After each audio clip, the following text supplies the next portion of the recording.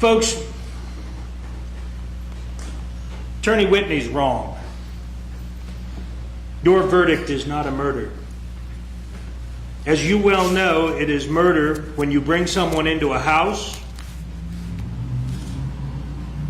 and you wrap your arm around them and you take the life from them over the course of 3 to 5 minutes. That's a murder. It's a murder when you wrap a ligature around their neck because you think they're trash. That's a murder. And then when you're put on trial, you are brought in here pursuant to law. And here's the key difference between murder and law. It's called due process. You know who got due process? Shawn Grate.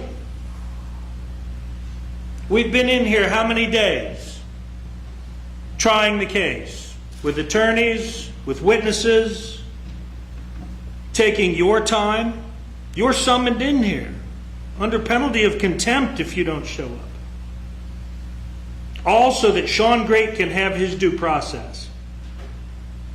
Mr. Whitney's submitting to you that a verdict of death in this case would add a third murder is offensive. It's offensive to this court, it's offensive to Ohio, and it's offensive to you. And it's because that's really all there is to play on your sympathies. There are 12 of you getting on a bus. You got on the bus when you were seated here. And that bus has a common goal: to evaluate the evidence fairly and impartially, apply the law as this judge gives it to you, and arrive at a lawful verdict. That's what Shawn Grate is entitled to. And frankly, Elizabeth and Stacy were entitled to the same. But they didn't get it. And that's the difference between murder and lawful process. Ladies and gentlemen, your oath requires you to weigh aggravating circumstances against the mitigating factors and decide if the state proved beyond a reasonable doubt that the aggravating circumstances outweigh those mitigating factors. If you find beyond a reasonable doubt that the aggravating circumstances do in fact outweigh the mitigating factors, then the law requires the imposition of the death penalty. And the judge is going to tell you the same thing when he instructs you, because that is the law. Now, here's an important point as you consider these aggravating circumstances. There are not 4 aggravating circumstances stacked against all of the mitigation. There are 2 counts for your consideration, because there are 2 victims who were murdered in this case. Each one of those has those 2 aggravating circumstances, as was already recounted to you, and you well know. So you'll consider the aggravating circumstances as to Elizabeth and weigh those against all of the mitigating circumstances to arrive at a just verdict. And then you will engage in the same process. The 2 aggravating circumstances as to Stacy, and you will weigh those against all of the mitigating factors presented to you. And you will arrive again at another just verdict. So what have you heard in this courtroom that any mitigating factor, or all of them combined, outweigh the aggravating circumstances as to each count in this case? Well, we heard from Mrs. Charter. What we heard from Mrs. Charter is that where you are in life is the product of the choices you make.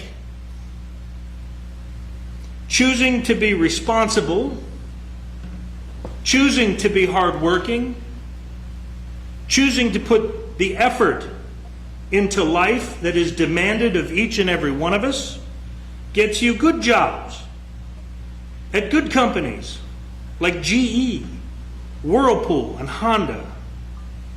It's about choice. That's what Mrs. Charter told us. We also learned that this defendant's mother protected her children, clothed them, fed them, sheltered them, had high expectations for them. Isn't that what parenting's about? It's harder when you're by yourself, to be sure. It's harder when you have some drunk knucklehead you're married to. That is also true. But what did we learn of Mom? We learned that she cooperated and talked to Dr. Fabian. He quotes her. But we also learned that she had to go out and earn the income. And even Mrs. Charter apparently is resentful of that. We also learned that this defendant acts out when he doesn't get his way. I take that back. We didn't learn that from Mrs. Charter, did we? We learned that in the trial phase. What we learned was that he's been doing it since he was 2. I submit that none of what Mrs. Charter had to say was particularly mitigating. But I don't get to decide that, do I? You do. You determine what weight to give it. So to the extent any of that is mitigating, I would submit to you that it's not worth much. Then we had Dr. John Fabian. An impressive resume. Sounded kind of like he had a lot of different jobs. But still, is he a qualified professional? Sounds like it. So after 25 tests and 26 hours of interviewing this defendant, what did we learn?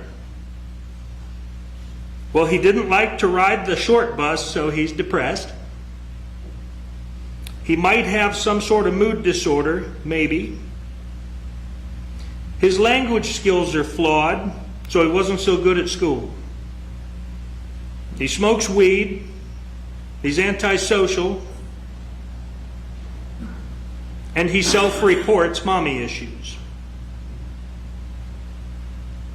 Now, to the extent we include those in mitigating factors, again, you decide the weight. You decide the weight given to both the aggravating circumstances and the mitigating factors in this case. I submit to you that the evidence as to the aggravating circumstances as to each victim is strong. The evidence as to mitigating factors is weak. But again, you assign the weight, and you will weigh each of those factors. And then we learned from Mr. Whitney as well. He recounted some of the evidence from the trial phase and asked you the question, are the actions of Shawn Grate the actions of a normal human being? Well, no, of course they're not. Of course they're not. That's why we're here. That's why you're where you are and where Shawn is where he is. But that's not really the point here, is it? We said on and over that we don't engage in speculation here. We deal in evidence. So recall that after 25 tests and 26 hours of interviews with a qualified professional, what Dr. Fabian had managed to come up with. And to the extent that you decide, okay, not being normal is mitigating, you determine what weight to put on that. Now, he confessed, or I should say rightly so, he talked to the police, and he did provide evidence against himself. Is that a mitigating factor? Yes, sure it is. But the issue is weight. He's not totally truthful, as we know from listening to him in the trial phase through the interviews with law enforcement. What he does, eventually, is provide information about the bodies in the house that's already being searched. And if you'll recall from the trial phase, he starts off lying to Officer Dorsey, he lies to Officer Lay, and then he lies to Detective Major. His initial statements, don't know Elizabeth. Remember all that?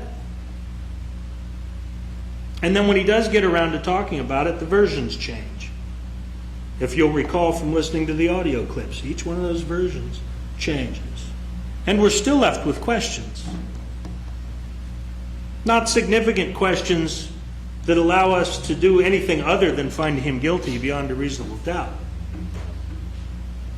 But questions. So is his talking to law enforcement mitigating? I'll tell you, yes it is. Absolutely it is. Did he have to do that? No. Did he fill out the form after being properly advised of his rights, waive his rights, and agree to speak to detectives? Yes, he did. But when you're determining weight, ask yourself the quality of what he provided. Those versions change. He tells them about things that they're going to find. So consider that as you go through your analysis. In your weighing process, please consider all the evidence that was reintroduced this morning from the guilt phase. It was reintroduced here in this phase of the trial so you can consider properly the aggravating circumstances as to each count. As I said earlier, if you follow the law and you follow the evidence, and if you follow your conscience, any verdict at all that you return in this case, whatever the outcome of your weighing process, your verdict will be worthy of respect, regardless of what that verdict may be. Yours is not a light task, and the state of Ohio does not lightly submit that the just result in this case is a verdict of death as to count 1, and a verdict to death as to count 7. But we're confident in the outcome, so long as you follow the evidence and the law. Now I'll leave you with this. Mr. Whitney tried to tell you what the state of Ohio wants. He wanted to say that we want a prescription for lethal injection. And that isn't really the case. That ignores so much of what we've done here in this courtroom.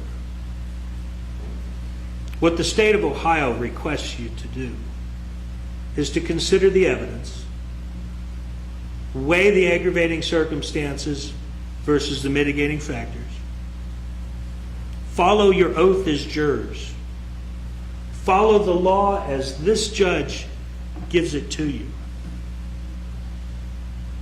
and arrive at that just verdict.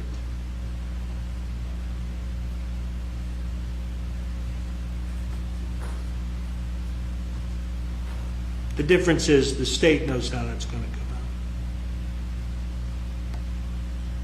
It'll come out justly because you properly considered it. And that's all that matters, whatever it is. Just follow the law, folks. That's all you got to do.